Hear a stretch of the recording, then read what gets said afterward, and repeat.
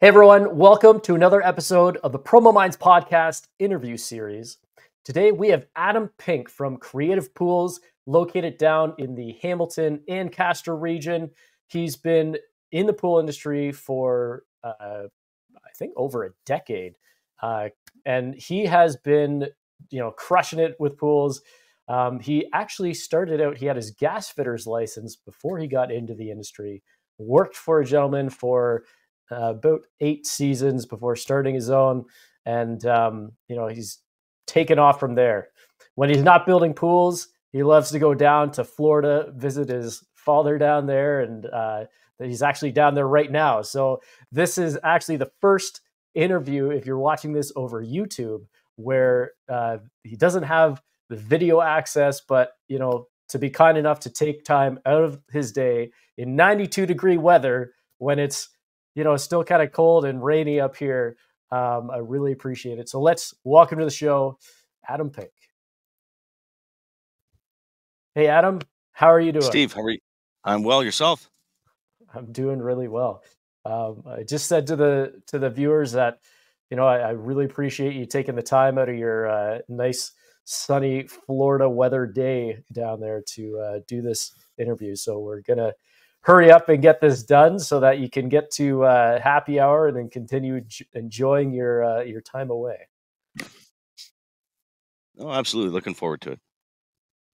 So I'm curious to know, you had mentioned to me in a previous phone call that, you worked for a guy for, I believe, 8 or 9 seasons. And so just how long have you been involved with the pool industry? So I've actually been involved in the pool industry for 22 years, 22 seasons. Wow. That's amazing. So yeah, and you got, I did. Sorry, go on. Yeah, so I did work for a gentleman for 8 seasons, and then we parted ways, and then I went and started up Creative Pools, which is what we are now. Right on. And prior to that, you got your gas fitter's license before you got into the industry. Is that correct? Yeah. So out of high school, I wanted that ticket for the HVAC industry, and did briefly work in the HVAC industry. And like I think you and I had spoke about this before, Steve. But so those two partners sort of parted ways and split up. So I got into the pool business just as a temporary gig for that summer, and like I said, just loved it and never looked back. So once I got started, and it was something that I really enjoyed, and it had a lot of diversity and a lot of different aspects of construction, and obviously with heaters and gas lines and stuff like that for the pool industry, it worked out well that I had that. Yeah, that's amazing. What was it about the pool industry that stuck out to you, that you really enjoyed?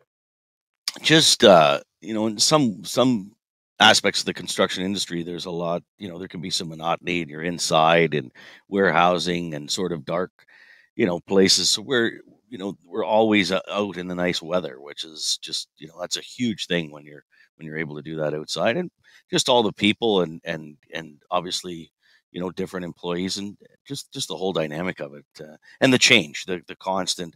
It's the same thing, but there's always something different, which keeps it interesting. And finding new problems and being able to solve them is also a challenge, but it's also very rewarding.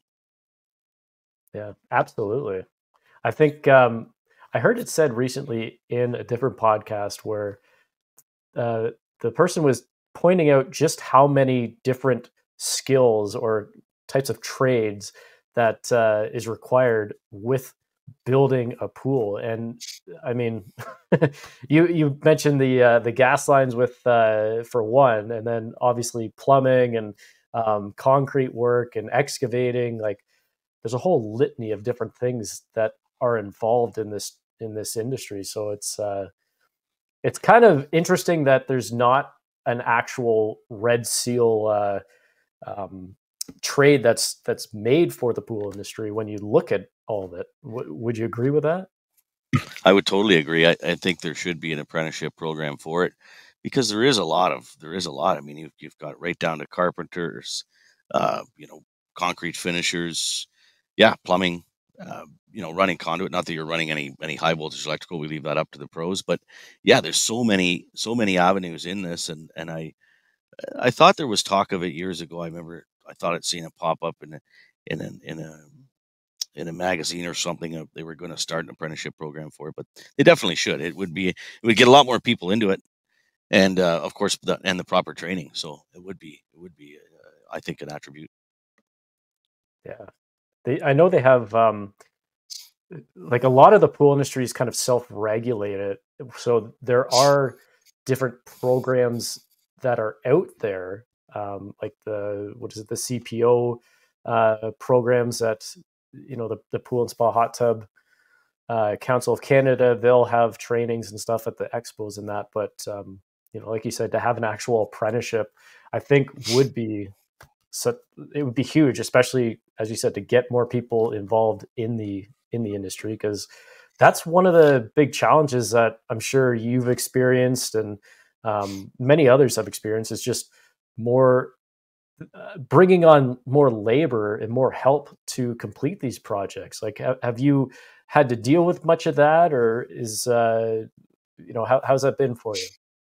Yeah, I mean, everybody struggles with labor shortages. It's as things become more you know tech related, and as society grows, less people want to do these manual labor things. But there's a lot there's a lot of good that can come out of it if people just gave it a shot. But I agree, like you talk about the hot tub pool and hot tub council. I mean, that's a great organization. They've done a lot for our industry. The one guy I know personally is Jerry Jepson, has done a lot, just especially with permitting processes in different municipalities, and of course the training, and of course Pentair, Hayward, all those big brands, they have their own training, but it's training on their equipment. It's not necessarily stuff that's in the field, sort of the day to day.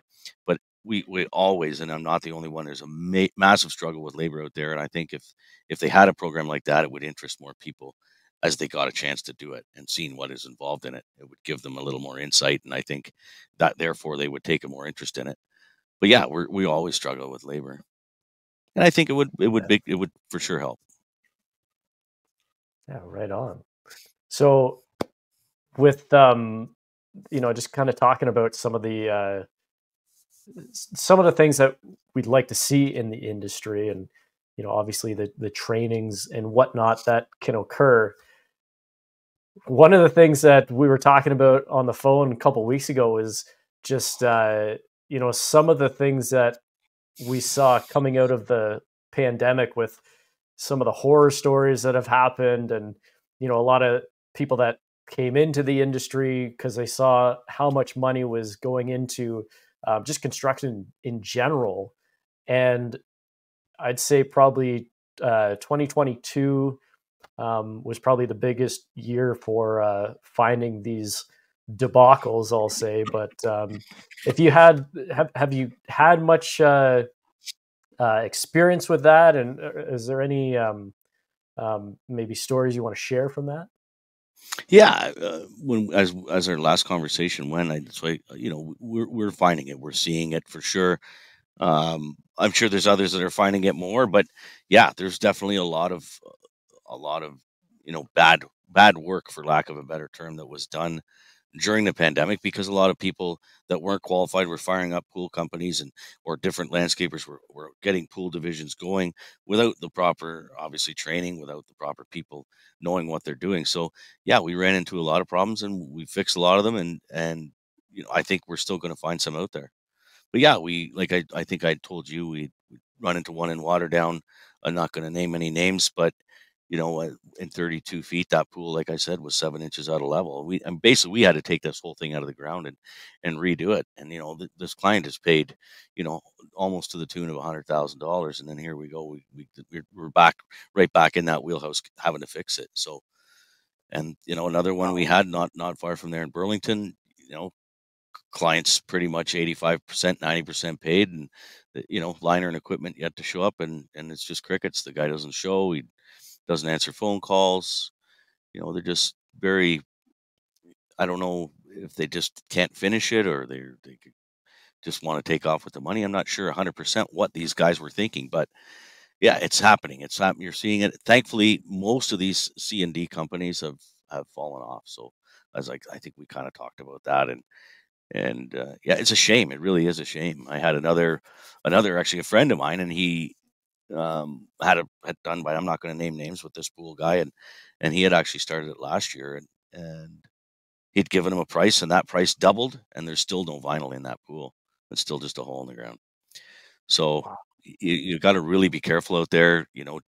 Check the contractors. Make sure you get some references. You gotta, go and see some jobs that they've completed. Make sure that you're entirely happy with what's going on, because it was, like you said, it was good word, a debacle out there for sure. Just lack of training. There's just nobody knows, and like nobody knew a lot about the pool industry, and they just got into it because it was obviously flooded, and they just saw dollar Mhm. signs. Yeah, absolutely. So I guess maybe to touch on that, what what sort of questions would you say that these homeowners should be asking, or what should they look for, um, just to vet their contractors? I think, I think they need a couple for sure references. Do your due diligence, check their websites. I've never personally been asked to, like, nobody's ever asked me to call a supplier, but you could also maybe ask them to call a supplier to make sure that their stuff is maybe paid up if you're nervous about the guy.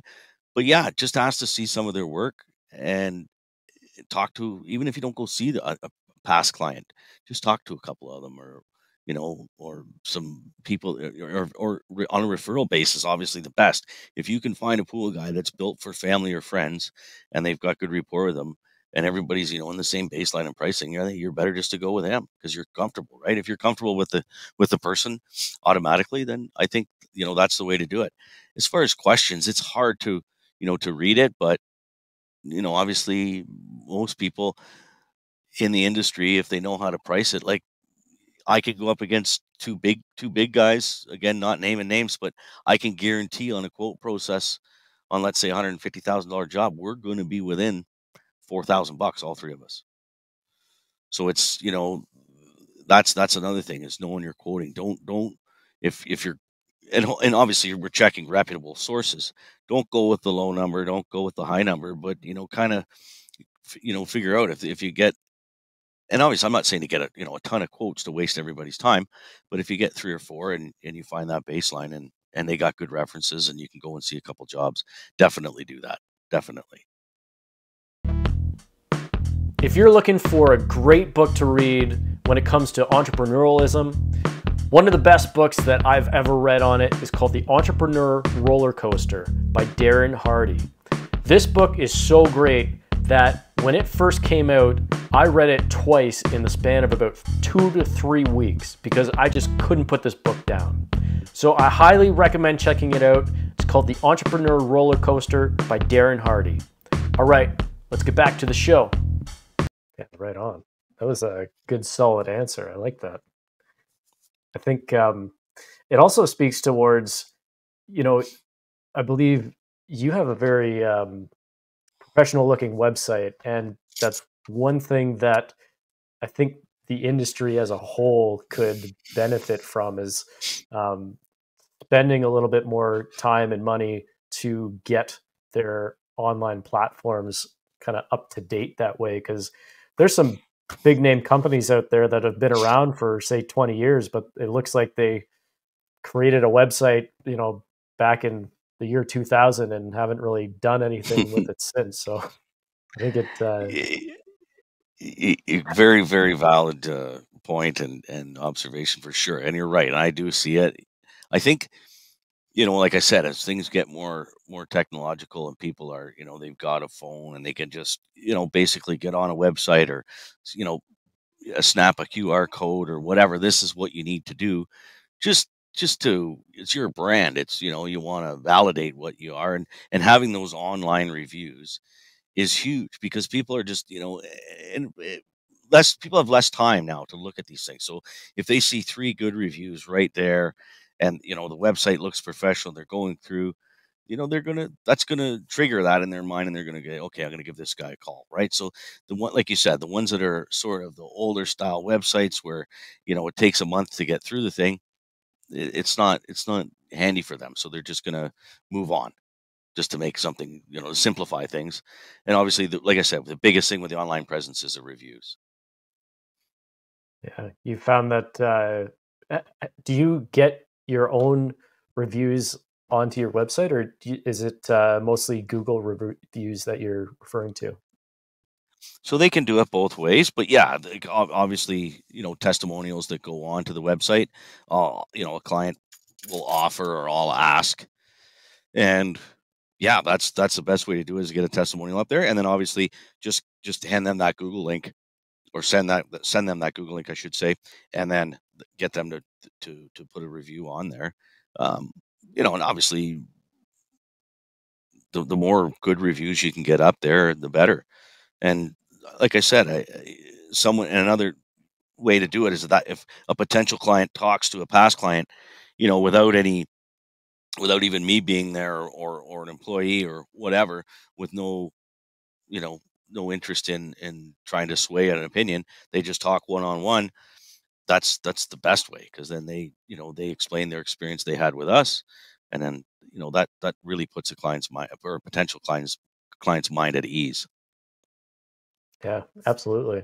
That was actually a strategy that we used at trade shows, basically from 2015 on. Was I had to interview a bunch of our clients and gather these video testimonials to put into um, a long formatted not movie, but video, and then we would have that displayed at the pool shows.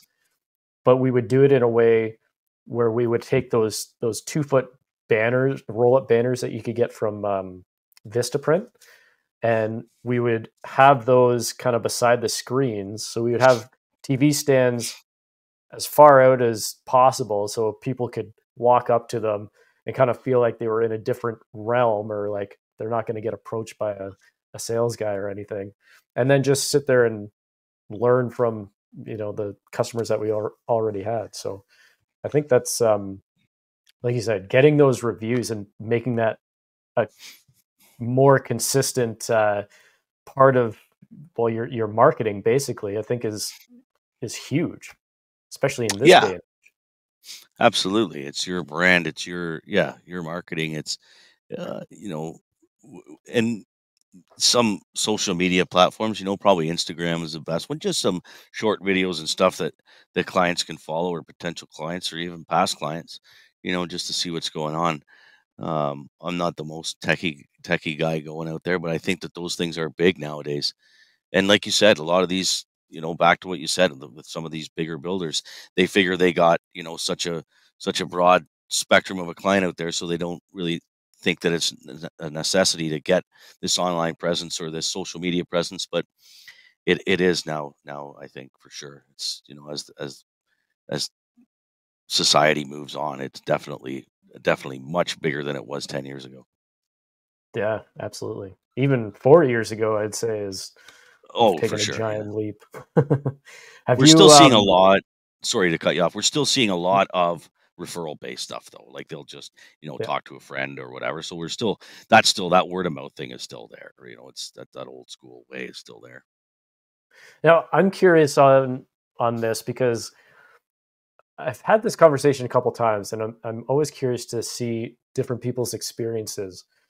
So when it comes to the referral based marketing, word of mouth advertising, that sort of thing, have you found that the people that reach out to you, how, if they had a friend that you did a job for, and they have since referred you to one of their friends, and you come by, and even if you're just quoting or something, have you found that they've gotten a word of mouth reference, but have they also checked out maybe your website or your Instagram or something like that?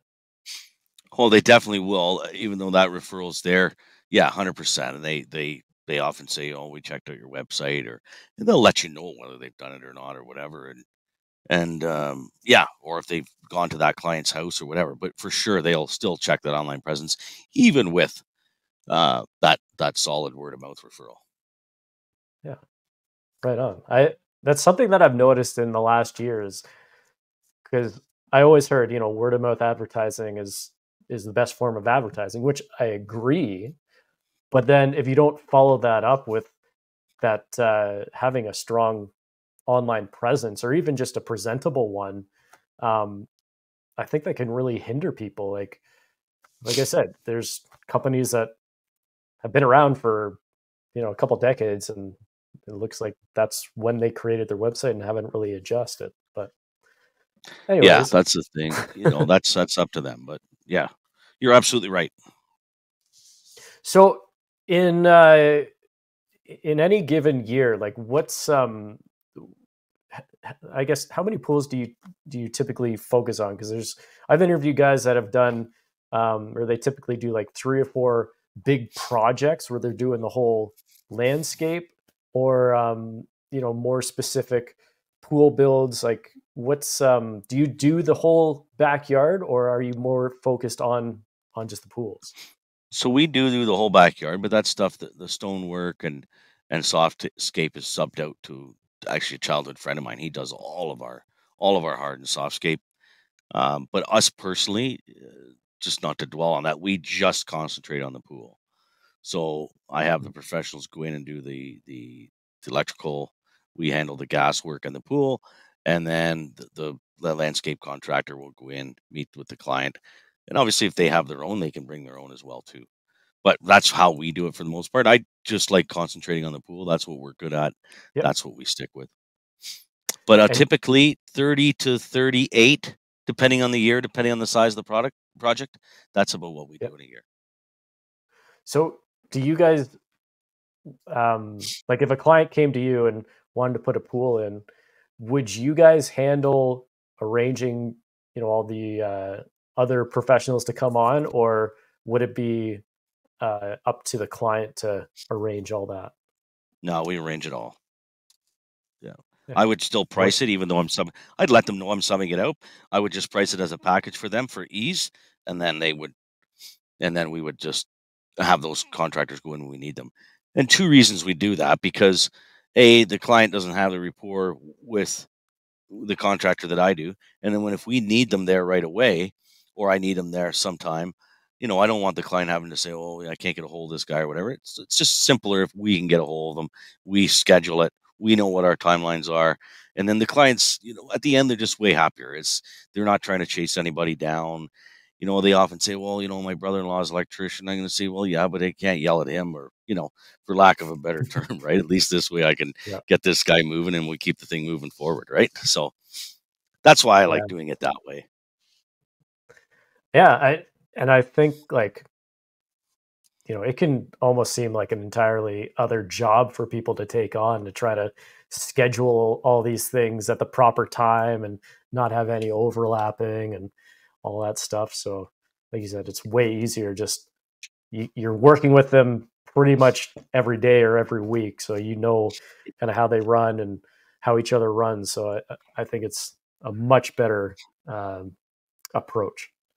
Exactly. And their trust is in you, and all the electricians are all ESA licensed contractors, everybody's got their credentials. So yeah, you're right. And if they're not in the construction industry, it can become overwhelming to try and, get these guys scheduled, get them nailed down, and not saying that they're ignorant to it. They don't know the questions to ask and how to get things moving. And same with the permit process. We look after the permit process because filling out a building permit for a swimming pool, you kind of have to know what you're doing because people get confused. They think they're building a house and there's a footing, inspection, and then there's this inspection, which there isn't. I mean, technically the permit, in most municipalities is just for the enclosure, as I would think. And, Oakville and Burlington, they require the permit for a little bit, obviously for the grading and the road deposit. But other than that, for the most part, the homeowner, it's a lot for them to try and get all this stuff to come together. Yeah. And then on top of that, if you don't know who to send it to, or you don't have those connections, it can be, a lot longer for you to get those permits as well. So I think that should be Yeah, considered as well. and I mean, I can tell you in the Oakville, Burlington area, uh, automatically right now with no hiccups, with an absolute, you know, finite plan right down to the T, you're still waiting 2 months for a pool permit. So to make that progress or process any longer, especially in those municipalities, City of Hamilton has come a long way. But they were, they were kind of in that timeline now too. But that might be a topic for something else. But they're definitely the permits in those two municipalities are definitely the longest. And I guess, is there anything that the homeowner can do to, I guess, help that process along? Like, if you if if you come out and you see a client, and they want to hire you and all that, what's the best way for them to, um, I guess, help them along in that respect, to make sure that the the information that you have for the permits, how can they ensure that they get that to you, or what can they do on their end? So yeah, as long as they have the survey, we do all the drawings, we take care of all that stuff. So that's done. The biggest thing with the homeowners is, and I say for all of them to do it, is just keep phoning, because the permit ultimately is in their name. I know we're on the list as the contractor, and then of course our firm that does all of our drawings and the design is on there, but they're the taxpayer. So if they're phoning just kind of every, I'm not saying phone them every day, but let's say phone them twice a week and just keep giving them a little pinch, right? And be polite. Obviously, nobody wants to deal with too much, but giving them that little push. So I always tell the homeowners, just call them, especially for waiting on a permit. If we've processed one in February and we're building in May, no big deal.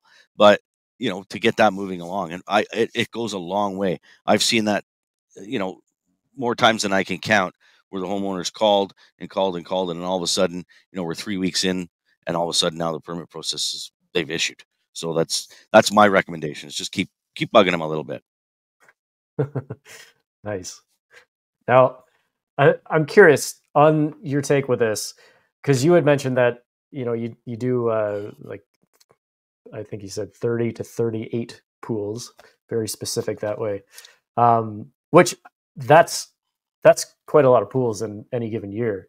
So with that, what's your preference when it comes to stairs? Because I've talked to people who, um, they make an argument for vinyl over, and they also make an argument for fiberglass or plastic stairs. So what's typically, like, what's your take on that? Well, the vinyl over are great. I mean, that whole design has let us do more with a vinyl pool than we could ever do. So in that way, I do like them. However, there's a lot of downfalls. If you're, traffic on the stairs obviously is going to wear that liner very, very quickly. If you're using a foam underlay, a lot of people love the foam underlay, but now you've left an airspace where it's easy to puncture. There's a lot more seams. Are they welded on site? So if they're welded on site, you kind of lose that factory warranty out of that liner. Like Latham's not going to cover where, I mean, we probably use these Vinyl Master or Vinyl Pro is going to weld these. I mean, they'll have their own warranty on it. I mean, I love the vinyl over, but if you want tried, tested, and true, the best stair out there that's going to last, and I think just a gray granite 8-foot fiberglass. They've been around for a long time, and if you don't want any issues, and the other benefit to a fiberglass stair is, once you can always refinish them, for one, which is relatively inexpensive. But when you're going to change the liner out on a vinyl over liner, that you almost got to expect that liner is going to cost you, at least 30% more than just your standard in-ground vinyl liner that, comes, whether it has no stairs or just a fiberglass stair, right?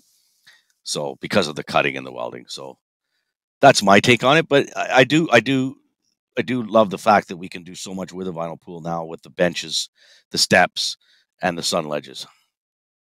Yeah. So it sounds like you're kind of you put it out there for the homeowner to decide. It's not, you don't have like a typical preference. Is that fair to say? Yeah, I don't really, and I don't recommend the foam, if you want my honest opinion. Yeah. So don't put the foam underneath, because that leaves a chance for airspace. But I think, in saying, having that investment, spending that money on that pool, that extra, couple of thousand down the road for the liner probably isn't going to make or break it to have the the attributes and the sun ledges and the luxuries of that. They look a lot more like a concrete pool, right? Yeah. More uniform and streamlined, which is what I love about it. Yeah, for sure. Do you typically use like the textured patterns on the liners? Yeah, so all textured on our vinyl over now. Yeah. Everything's And textured. Yeah. have you found there's more grip with that, or is it still, you got to be fairly cautious with that? Still always be careful, right? But people complain that obviously the stair's hard. Obviously the concrete surface underneath with a steel wall, but I mean the coping's hard. Everything about it's hard. So you must always have to be careful around it. But it does certainly help with that. And the simplest thing to add too, which is an inexpensive thing, is just I always put a handrail on, right? So somebody's what's return to deck handrail. It's just simpler for younger kids, older people, just everybody in general, actually, to get in and out of the swimming pool at that. Once you're in, it's not a big deal. It's those top two stairs that are always the trickiest, right? Yeah. I know one company, they installed vinyl over stairs. This was, I don't know how many years ago, but they had installed their first set of vinyl over stairs, and they didn't have a railing with it. And the homeowner did like almost a header into the pool.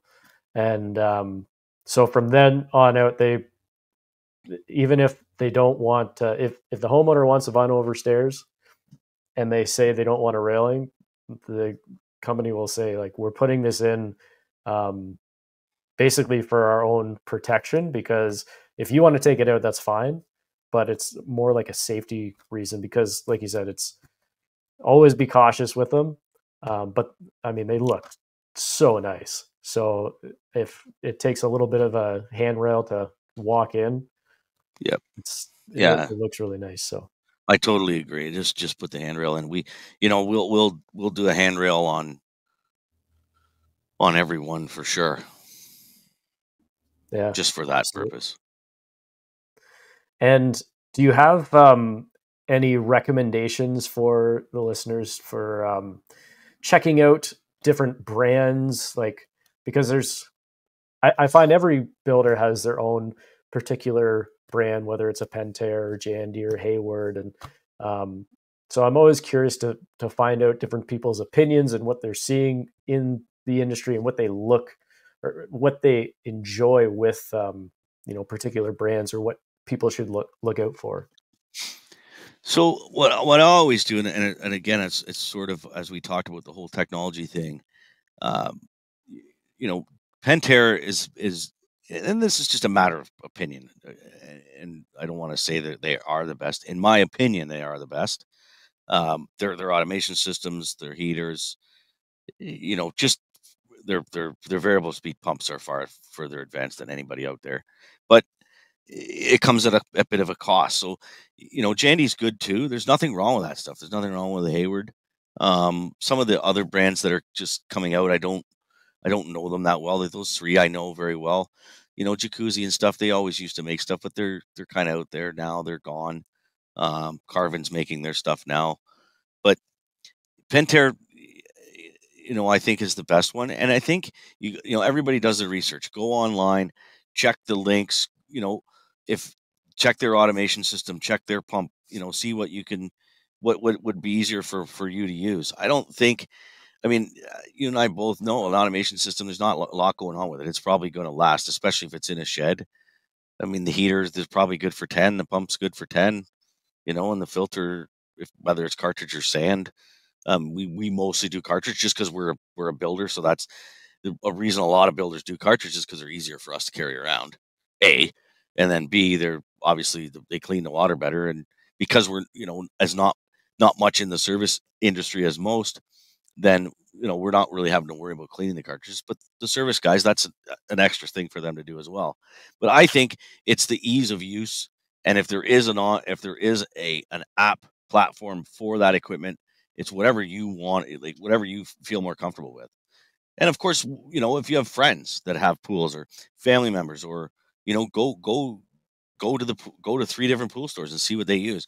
And if everybody's coming out of there using Pentair, then I think you have your answer. If everybody's coming out of there doing Jandy, then that's what you got, right? And obviously, cost wise, you can go online and see what these things cost, and obviously, if you're buying a Chevy, or if you're buying an Audi, it's a difference, right? And what you're getting for quality.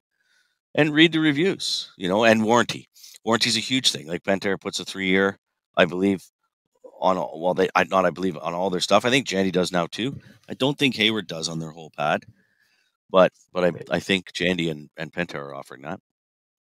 They do have, I believe Hayward has 3 years on their individual products, and then there's also 5 years that you can get on select items, like some of the expert lines, so they're not available online.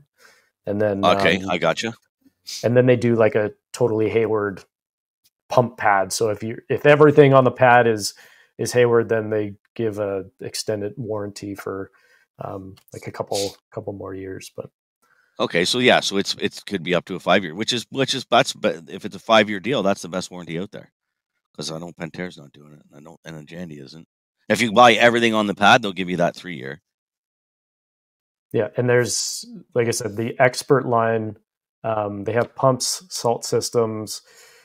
I think those are the only 2 right now for the expert lines. And the expert line is just, you have to get it from a brick and mortar spot. So it cannot be bought online.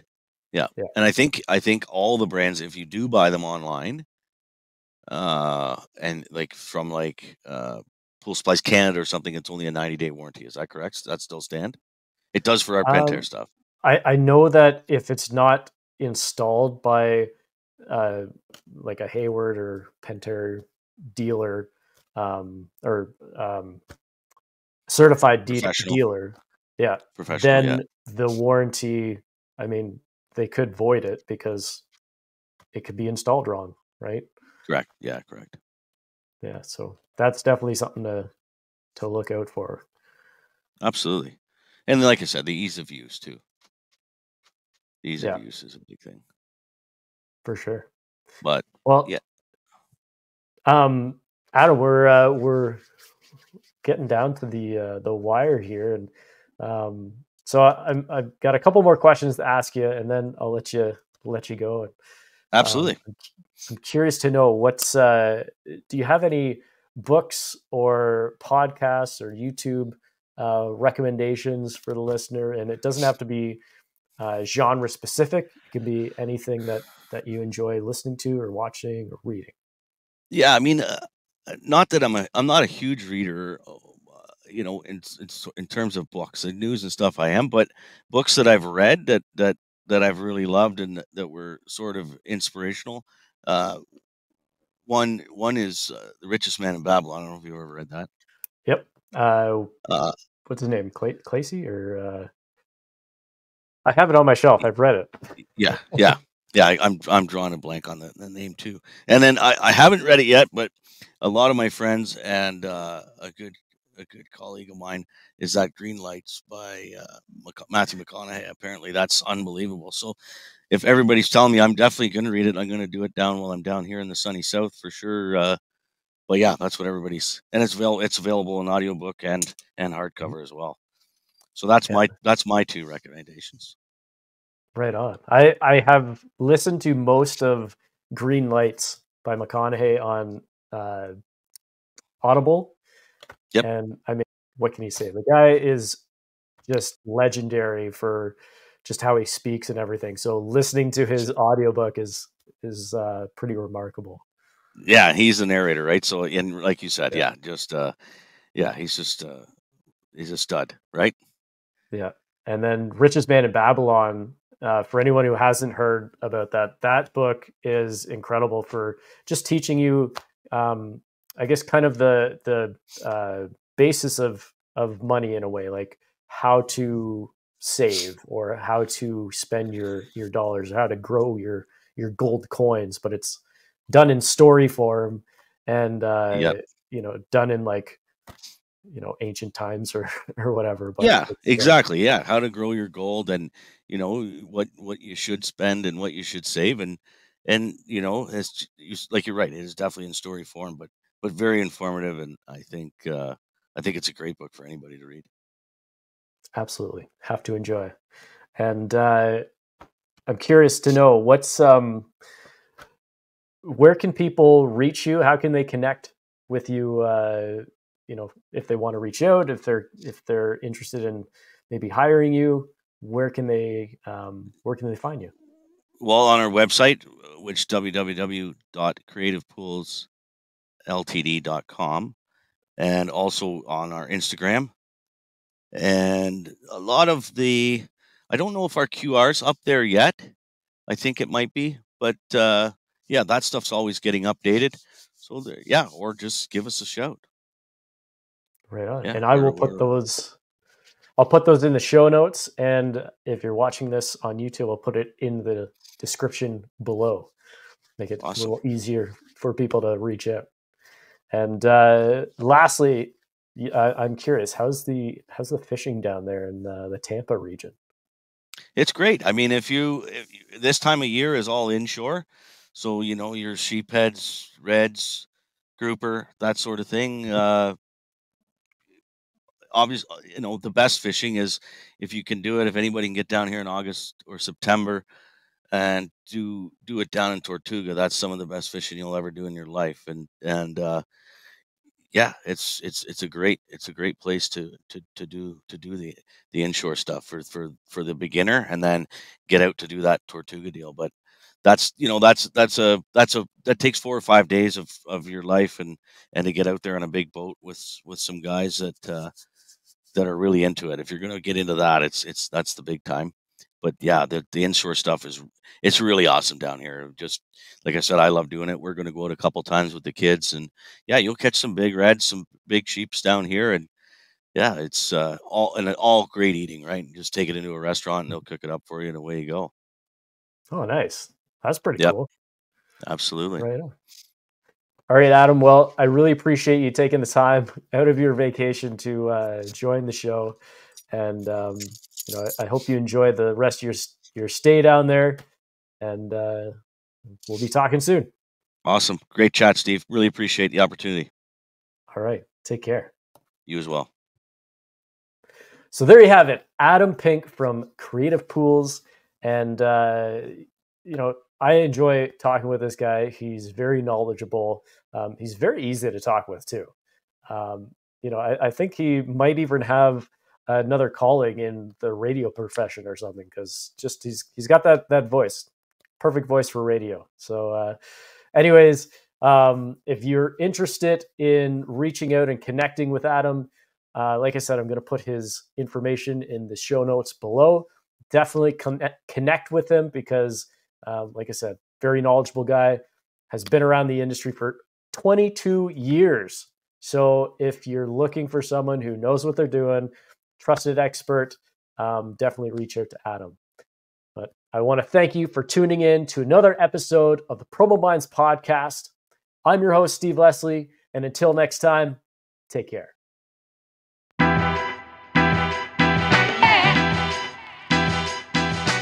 Thank you for tuning in to another episode of PromoMinds podcast. I'm Steve Leslie, and if you want help crafting your message or sharing your story, feel free to reach out. I'd love to help. Love coming up with ideas, and we can have a nice chat. So reach out to PromoMinds@gmail.com, and I'll respond. Take care.